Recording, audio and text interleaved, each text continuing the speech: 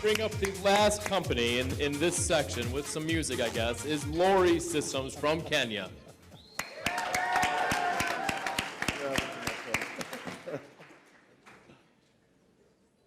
When you purchase a product or good in Africa, you're paying a lot more than you should. Why? Because of logistics.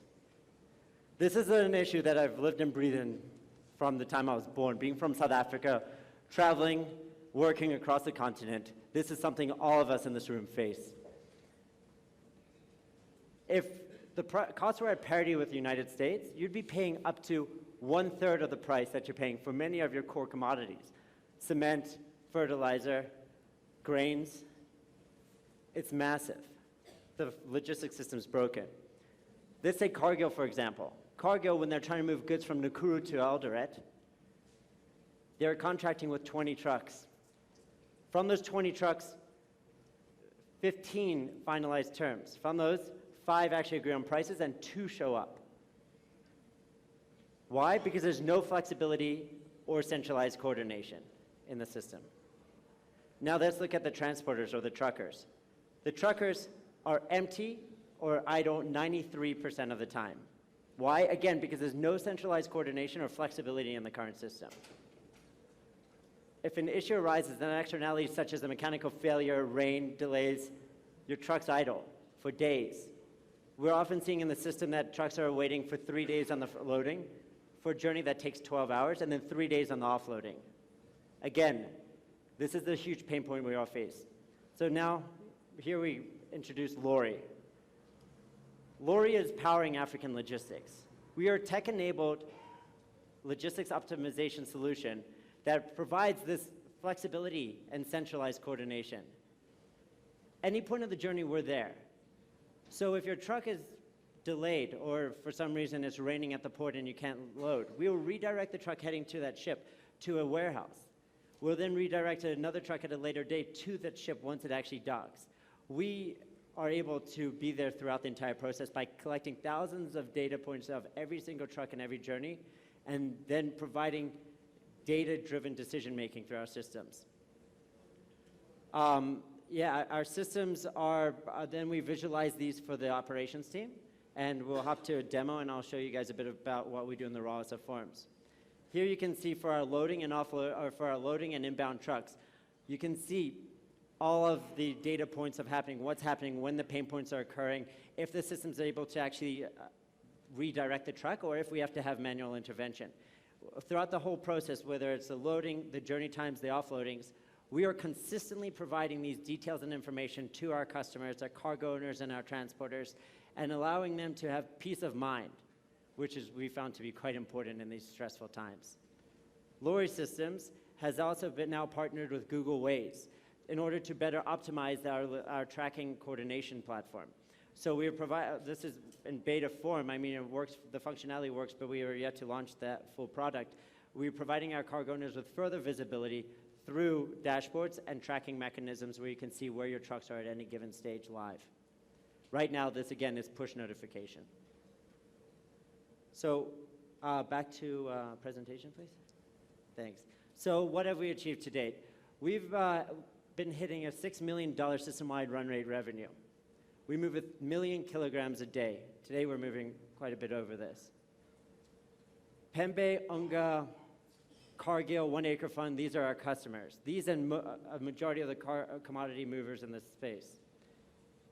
Out of our core customers control over 50% of the fertilizer and grains industry in the region. Our retention's 100% so far, and from the transporter side, we have 10% week-over-week growth. All of this is by word of mouth, and we've done no PR or marketing, it's all referrals.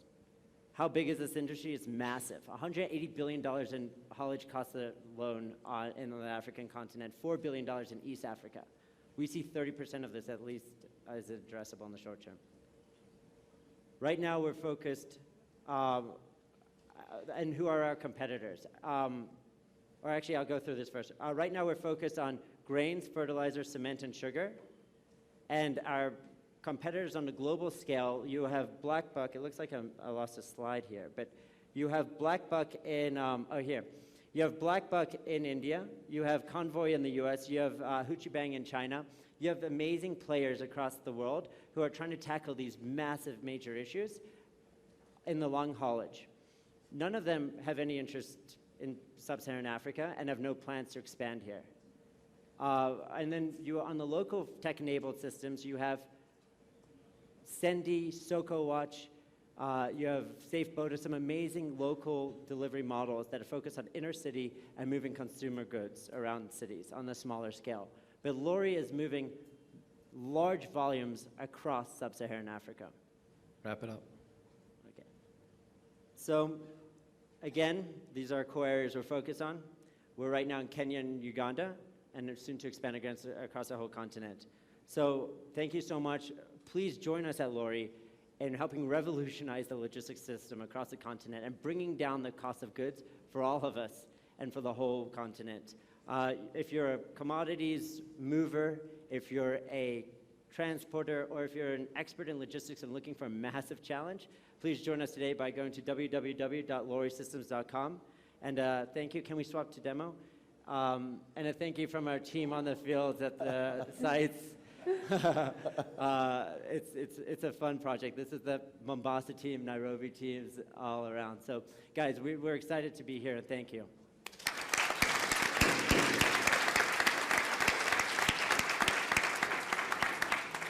You didn't tell us you were going to do this. Because we would have told you to pre-record that because things happen. But it worked. Take some risks. Very, we actually had 3 trucks on the road, but the protests prevented them from coming, but we wanted to put them in front and honk. Another externality the system has difficulty judging for. I would have told you to do that. That's awesome. All right, judges, go ahead. Well, first of all, thank you for not saying you're an Uber of long-haul transportation. We actually call Ubers the lorry of taxis. There you go. Can you just talk a little bit about how your revenue model is? Is it based on the trip itself, or do you have longer-term agreements with some of these major customers that you have? So yeah, so we have a few month contracts. We have long-term contracts with each customer, and then a few month revenue agreement contracts. And what we end up doing is taking a percentage of that. So the cargo owners and the transporters both have 2 separate contracts. It's not, we don't release publicly the revenue structure of that, but it ranges between 8 and 11% as our system, or as our company take. It goes up to 13% depending on the demand.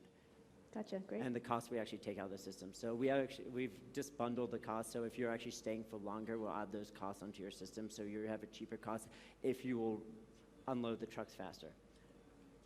What do you think is the tech savviness of your target customers? Like, you know, from the transporters and whatever, like, what's the distribution of that? Everyone uses WhatsApp, and that's where all our communication goes through. Okay. That's the nice part about it. 70% of our truckers are on WhatsApp and Facebook Messenger. But it is a great platform and a great tool of communication. So it is the way that we use it. The dashboards we released initially, we had a difficult time having customer traction on it. People loved the idea that they could potentially know where their trucks were, but weren't actively checking. So we moved to this model where we did push notifications to keep them more engaged. And over time, we do need training to be able to get them more on actively using the systems and platform. Okay. I mean, it sounds like they're using it. They're just using it in a different place. Exactly. Okay. So now, when you think about sort of long haul, the long haul opportunity, you're right. There's a lot of waste in sort of the flow. I mean, I think in Lagos, because of what they're doing at the Apapa port, someone told me they could actually wait for 10 days to load. Yep. And so how are you thinking about sort of distributing these assets, resources across? Like, how do you know when there's push and where there's pull?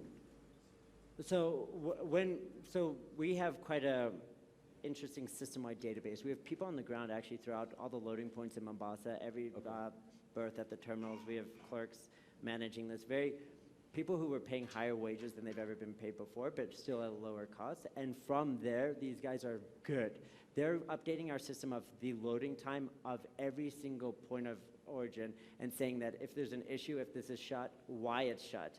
And then we the system responds to that and says, okay, this is going to be shut for 2 days. Does it make more sense to redirect this to sugar, or do we keep at it at trying to pick up from the port? So there's some visibility, and now we're trying to integrate with the weather as well, because that is a huge hit to the port. You can't load when it's raining.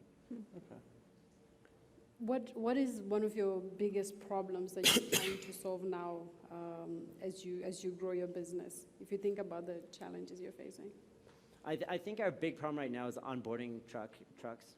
It's a big issue that we're having because it's, again, them giving up a bit of control, and that's challenging.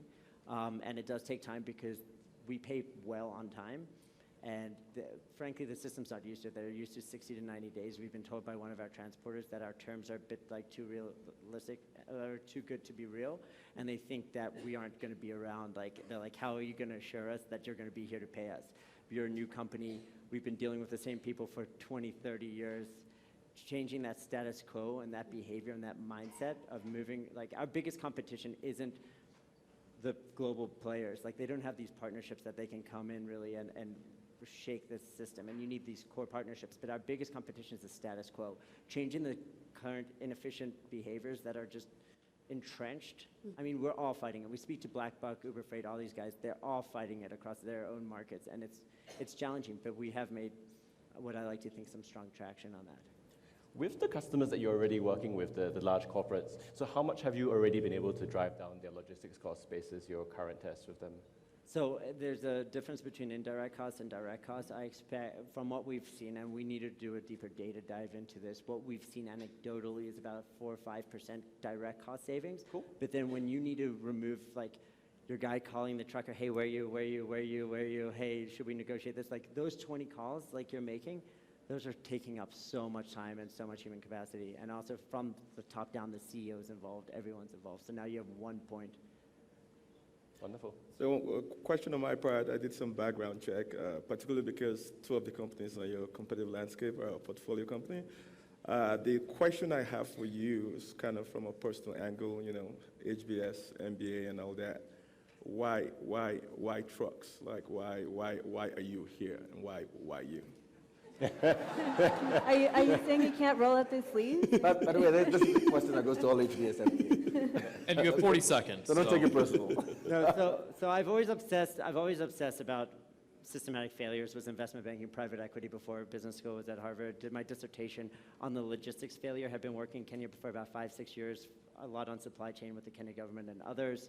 Was obsessed with systematic failure. Wrote this dissertation on the Northern Corridor and the impact that this has to development as well as to just consumer goods. So this was my obsession. And then I partnered with the head of tech was Y Combinator, Kenyan guy Gashini Nyaga, who raised $70 million, MIT. He also was obsessed with this issue. So it happened simultaneously. He's unfortunately sick today. I wish he could have been here. But yeah, so we are just bringing together a great team. I'm very proud of what the team's accomplished, and I'm excited to see what comes forward.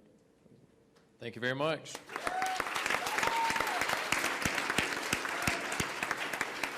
So what's going